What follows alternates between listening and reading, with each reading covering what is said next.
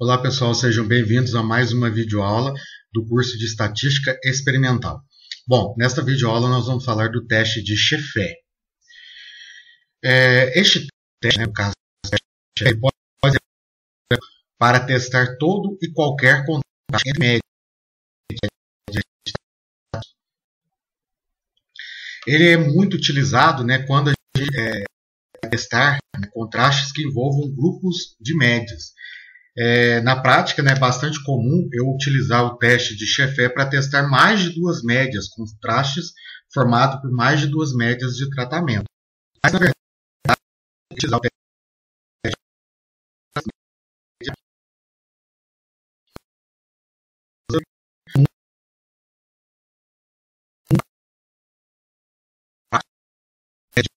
de Sheffer. Ele, como é um teste mais conservador que o teste T, mais conservador, porém, ele não exige que os contrastes sejam ortogonais. Então, não há exigência, na verdade, não há nenhuma exigência ao respeito da ortogonalidade dos contrastes. Menos, esses contrastes eles não precisam ser estabelecidos a priori, ou seja, antes de se examinar os dados nos quais nós vamos trabalhar. Então, por conta disso, ele é bastante utilizado na prática, por conta dessa questão das exigências, não se existe essas exigências aí conforme são feitas pelo teste de T-Student. Bom, nós queremos testar o seguinte, a nossa hipótese H0 de que o contraste é igual a zero contra a hipótese alternativa de que esse contraste é significativo, ou seja, ele é diferente de zero. Esse C, então, é um contraste formado, sendo esse C um contraste formado pelas médias dos tratamentos. A estatística do teste, então lembrando, todo teste de médias tem uma estatística que a gente precisa calcular. E no caso da estatística do teste de Sheffer, a gente denota ela por estatística S, por S, que é calculado por meio dessa fórmula aí, que é uma raiz quadrada de um produto que envolve I menos 1, I denota o número de níveis do fator em estudo, ou o número de tratamentos nos quais nós estamos trabalhando, então I menos 1, que multiplica o F-tab. Esse F-tab, na verdade, é o F-tabelado que a gente utiliza lá na análise de variância para verificar se a nossa hipótese da análise de variância ela é significativa ou não. Lembrando que a gente tem que olhar na tabela F com o I menos 1, graus de liberdade lá do numerador, e o N2, aí, nesse caso, denotando o grau de liberdade do denominador, que nesse caso é o grau de liberdade do resíduo, que a gente utiliza lá. O quadrado médio, esse termo, então, o F tabelado, esse valor que eu obtenho na minha tabela F, multiplicado pelo quadrado médio do resíduo, que eu obtenho no meu quadro da análise de variância, dividido por K. Esse K vai denotar o número de repetições que eu tenho dos tratamentos, ou do tratamento que eu estou trabalhando, que multiplica um somatório de igual a 1 até um I maiúsculo, de AI ao quadrado.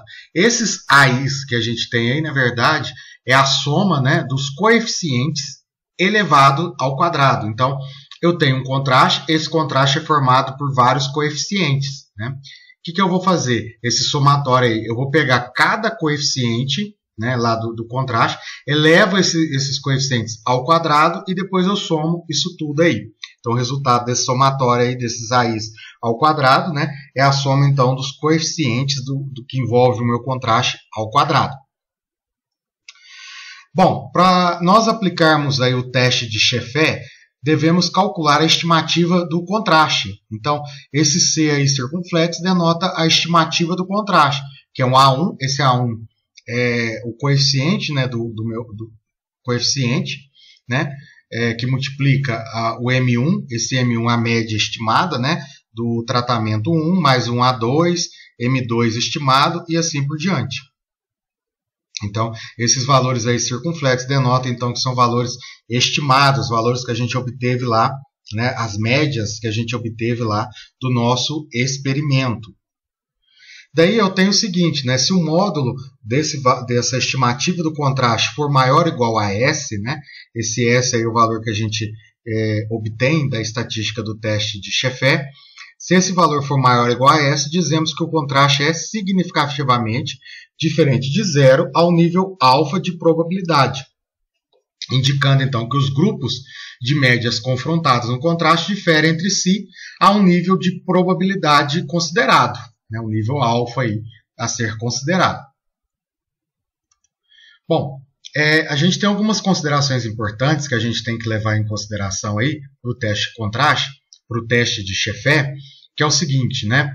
O teste de Sheffer ele é válido para a totalidade dos contrastes. Para testar, né, um único contraste ou para testar um número pequeno deles, o teste de Sheffer é bastante rigoroso. Então, nós acabamos não utilizando muito o teste de contraste, principalmente, né, se a gente tem um número reduzido aí, de contraste, ou tem um único contraste, pelo fato dele ser bastante rigoroso. O procedimento de Sheffer é ainda mais rigoroso que o de Tucker, né, que o teste de Tucker, para comparar pares de médias. Então, o teste de Sheffer é bastante rigoroso se eu for comparar média 2 a 2. Por conta disso, ele não é muito utilizado na prática para comparar média 2 a 2. Na prática, muitas vezes a gente acaba utilizando o teste de Tukey, né, para testar média 2 a 2. Apesar de que eu posso utilizar o teste de Sheffer para testar duas médias aí, né, mas a gente acaba utilizando, devido a essa rigorosidade, né, o teste de Sheffer para compararmos contrastes que são formados por mais de duas médias de tratamentos. Então vamos ver um exemplo aí de como que a gente aplica esse teste de Sheffer. Vamos considerar então o quadro de análise de variância de um delineamento inteiramente casualizado, né? E também vamos verificar lá o quadro de totais dos tratamentos, logo em seguida. Então perceba aí que o FV é a fonte de variação, então a gente tem devido aos tratamentos, né? O grau de liberdade de tratamentos aí nesse caso é 3, portanto nós temos 4 tratamentos aí, 4 menos 1, 3, né? O resíduo aí 20 graus de liberdade e o total 23. Então, nesse caso, a gente tem 24 observações, né? Porque 24 menos 1, 23. Né? 23 graus de liberdade total. Se eu faço a diferença, né, de 23 menos 3, eu tenho então grau de liberdade para o resíduo. Aí já foi dado para mim a soma de quadrados, né? Soma de quadrado do tratamento, do resíduo, a soma de quadrado total. O quadrado médio, né? Lembrando que o quadrado médio é a soma de quadrados dividido pelo respectivo grau de liberdade, né? Então, quadrado médio de tratamento, quadrado médio do resíduo, e depois eu tenho lá o valor do F calculado, que é o quadrado médio de tratamento dividido pelo quadrado médio do resíduo. Então, o valor lá deu 56,07. Tem um asterisco aí para denotar que ele é significativo. A gente está considerando que ele é significativo a 5%. Então, ele já está sendo considerado aí significativo para nós. Depois, logo em seguida, né, nós temos os tratamentos, né, os totais dos tratamentos. Total tratamento 1, né, 135,85, total tratamento 2, do 3 e do 4. Eu preciso aí, no caso, né, encontrar qual é o valor das médias, né? Ou seja, a média do tratamento 1, a média do tratamento 2, do 3 e do 4. Mas como é que eu faço para encontrar a média? Bom, perceba que eu tenho, então, 24 observações, né? Dentro dessas 24 observações, nós temos aí 4 tratamentos. Então, ou seja, para dar as 24, então 24 dividido por 4, logo eu tenho, então, 6, né? Então, eu tenho 6 repetições. Logo, para dar esses totais, eu precisei somar 6 observações, né? Que me deu esses valores totais.